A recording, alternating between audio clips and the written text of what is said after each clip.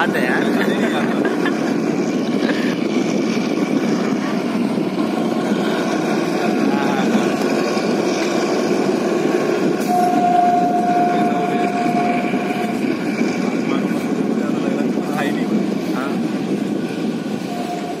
कल क्या बुरा हाल किया हुआ था। सुबह से हो गया वैसे